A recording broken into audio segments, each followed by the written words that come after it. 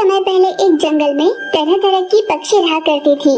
चीचू कौवा, लूसी कबूतर, छोटू तोता, टूनी चिड़िया और मही चील।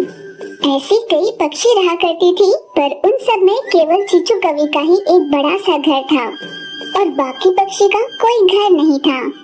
एक दिन चीचू कवि, कितना सुंदर बंगला है मेरा, किसी इंद्र भवन से कम नहीं, और इतना भव्य बंगला तो इस जंगल में और किसी का नहीं। यूं चीचू कवि खुद ही अपना बंगला देखकर मन ही मन खुश हुआ करती। फिर उसी समय वहाँ टूनी चिड़िया आई। चीचू, कैसी हो तुम? हाँ, मैं बहुत बढ़िया हूँ। आज जंगल के सभी पक्षी ने मिलकर एक पार्टी करने की सोची है। तुम भी वहाँ आओगी तो हमें बहुत अच्छा लगेगा। क्या कहा? पार्टी? पर तुम सबके पास तो घर नहीं, फिर पार्टी कहाँ करने वाले हो? हाँ, ये सच है कि हम में से किसी का कोई घर नहीं, पर हम झाड़ियों के बीच में ही एक स्टेज लगाने वाले हैं। उसी पर हर तरह के खेल कूद करने की सोची है। क्या हुआ चीचू, क्यों हंस रही हो? रहने के लिए जिसके पास घर नहीं, उन्हें खेल कूद की जरूरत भी है। क्या खुशियाँ वही मना सकते हैं जिनका घर हो? हाँ, और नहीं तो क्या, जिसके पास घर है वही खुशियाँ मना सकता है। वैसे भी तुम जैसे गरीबों के मुझे मुंह नहीं लगना। चीचू कवि ने टूनी चिड़िया का अपमान कर उसे भेज दिया। चीचू कवि से अपमानित होकर टूनी चिड़िया रोती रोती वापस लौटी। क्या हुआ टूनी, तुम रो क्यों रही हो? पार्टी के लिए न्योता देने मैं सभी पक्षी के पास गई और चीचू कवि के पास भी, पर चीचू कवि ने ये कहकर कि तुम बहुत गरीब हो, तुम्हारे पास रहने के लिए घर भी नहीं, बहुत अपमानित किया। तुम अच्छे से जानती हो ना कि चीचू कवि को अपनी अमीरी का कितना घमंड है। तुम्हें ऐसे पक्षी के कहे का बुरा नहीं मानना चाहिए। ठीक है लूसी, अब चलो हम दोनों स्टेज की तैयारी करते हैं। लूसी कबूतर ने समझाकर टूनी का दिल बहलाया। फिर सभी पक्षी ने मिलकर स्टेज बनाकर तैयारियां कर ली। तब छोटू तोती बोली, हम सब का बनाया स्टेज कितना सुंदर लग रहा है। हाँ, बिल्कुल सही कहा। अब हम खेल प्रतियोगिताओं की शुरुआत करते हैं। यूं वे सभी इकट्ठे होकर खेल की शुरुआत करने ही वाले थे कि अचानक मौसम बदला, बरसात होनी शुरू हो गई।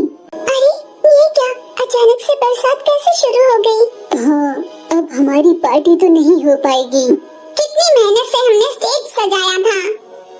स्टेज को तो रहने दो दोस्तों, बरसात बहुत तेज होने वाली है और हम में से किसी के पास रहने की जगह नहीं है। इस बरसात में भीगते हुए हम सभी रात कैसे बिताएंगे? अब हम सब कैसे रह पाएंगे? यूं वे सभी बरसात में भीगते हुए थर-थर कांपते हुए वैसे ही खड़े रहे। अब हम सबको मिलकर कोई रास्ता निकालना होगा। आज की रात बिताने के लिए कोई जगह ढूंढनी होगी। हाँ, मुझे एक रास्ता दिखाई दे रहा है। कौन सा रास्ता? इस पूरे जंगल में सबसे बड़ा घर चीचू कवि का ही है ना? वो मेरी बहुत अच्छी सहेली है। आज रात के लिए हम उसके पास आसरा मांग सकते हैं। उस घमंडी चीचू कौवा से तुम आसरा मांगोगी? आज सुबह मैं उसे न्योता देने उसके घर पर गई थी तो पता है उसने मेरा कितना अपमान किया। हाँ, बेचारी टूनी चिड़िया ने मुझे सब बताया। तुम चिंता मत करो दोस्तों, वो मेरी बात नहीं टालेगी। मेरी दोस्त है, चलो मेरे साथ। छोटू तोती के कहने पर लूसी कबूतर, टूनी चिड़िया और बाकी कुछ पक्षी चीचू कवि से मदद मांगने गए। चीचू, चीचू, दरवाजा खोलो चीचू। कौन है दरवाजे पर? मैं हूँ चीचू, छोटू। तुम सभी इकट्ठे यहाँ पर क्यों आए हो? हमें मदद की जरूरत है। क्या हुआ, आज तुम सबकी पार्टी थी ना? तुम्हारे लटके चेहरे देखकर लगता है जैसे पार्टी रुक गई है। हाँ दोस्त, बरसात की वजह से हमारी पार्टी थम गई। मैं तो पहले ही जानती थी कि ऐसा कुछ होगा। वैसे भी तुम जैसे गरीबों को पार्टी की क्या जरूरत। वो सब छोड़ो चीचू, इस बरसात में हम बाहर नहीं ठहर पा रहे हैं। तो मुझसे क्या चाहते हो? क्या आज रात के लिए हम सबको अपने घर पर आसरा दोगी? सुबह होते ही हम चले जाएंगे। क्या कहा? मैं और तुम्हें आसरा दूं? मैं तुम्हें कैसे दिखाई देती हूँ? वैसे भी तुम सबके रहने के लिए मेरा कोई साधारण सा घर नहीं है। ऐसा मत कहो चीचू, आज रात तुम्हें, पर तुम्हारे ये सारे दोस्त यहाँ नहीं रहेंगे। तुम मेरी दोस्त हो, इसलिए मैं तुम्हें ये अवसर दे सकती हूँ। नहीं दोस्त, मुझे तुम्हारे मदद की जरूरत नहीं। जो घर अपने साथी पक्षी को आसरा न दे सके, उस घर का भला क्या फायदा? नरक समान है वो।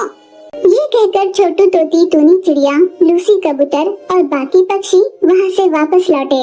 सभी पक्षी ने बरसात में भीगकर आंसू बहाकर ही रात काटी।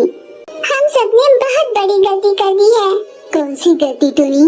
पिछले कई दिनों से हम पार्टी, खेल कूद इन सब के लिए इतना समय निकाला, इतनी मेहनत की, पर हमने अपने लिए एक पक्का घर बनाने की नहीं सोची। अगर हमारा भी कोई घर होता तो हमें इतनी दिक्कत न होती। मुझे लगता है अपने लिए हमें खुद का एक घर बना लेना चाहिए, फिर चाहे जैसी भी मुसीबत आए हम उसका सामना कर पाएंगे। हम सब मिलकर अपने लिए एक अच्छा सा घर बना लेंगे। फिर टूनी चिड़िया, छोटू तोती, लूसी कबूतर ने मिलकर अपने लिए एक घर बनाने का फैसला लिया। लूसी, हम घर बनाने के लिए लगने वाला सारा सामान इकट्ठा कर ले आते हैं। ठीक है लूसी, चलो। फिर लूसी कबूतर और टूनी चिड़िया घर बनाने में लगने वाला सारा सामान इकट्ठा कर लाने लगे। ये लकड़ियाँ और पत्थर चुन चुन कर लाने में बहुत समय लग गया। अब जाकर सूखे पत्तों को ढूंढ कर लाना होगा। दोस्तों, अब तुम दोनों बैठ जाओ, मैं जाकर सूखे पत्ते लेकर आती हूँ। ठीक है छोटू, तुम जाकर आओ। फिर छोटू तोती गई और सूखे पत्तों को इकट्ठा कर ले आई। अब तो हमने घर बनाने में लगने वाला सारा सामान इकट्ठा किया है। अब बस उतनी ही मेहनत लगाकर हमें खुद के लिए घर बना लेना चाहिए। फिर उस दिन से टूनी चिड़िया, लूसी कबूतर और छोटू तोती ने खूब मेहनत की और अपने लिए आखिरकार एक सुंदर सा घर बना लिया। अपना घर कितना सुंदर बना है। ये सुंदर तो है ही और साथ में बहुत मजबूत भी। अब चाहे जितनी भी तेज बरसात हो या कड़ी धूप निकले, हम इस घर में सुरक्षित रहेंगे। इस तरह तीनों दोस्त अपना घर देखकर मन ही मन हर्षित हो रहे थे। पर चीचू कवि को उनका घर देख, इन गरीबों का घर तो मेरे घर से भी बहुत आलीशान बना है। मुझे किसी भी तरह इनके घर को बर्बाद करना ही होगा। इस घर को अभी आग लगा देती हूँ, सारा घर जलकर राख हो जाएगा। जब चीचू कवि ऐसा करने जा रही थी, तब छोटू तोती ने देख, रुक जाओ चीचू, तुम ऐसा हरगिज नहीं कर सकती। हम तीनों की मेहनत से बनाए इस घर को तुम जलाना चाहती हो? टोनी, लूसी, जल्दी आ जाओ। क्या हुआ छोटू? चीचू कवि अपना घर जलाकर राख करना चाहती है। क्या कहा? सच? हाँ, चलो अभी उसकी अकल ठिकाने लाते हैं। उन तीनों दोस्तों ने मिलकर चीचू कौवा की खूब पिटाई की, जिससे वो घबराकर वहाँ से फुर हो गई। अब बिना किसी तकलीफ के सभी पक्षी साथ में ही उस घर में रहने लगे।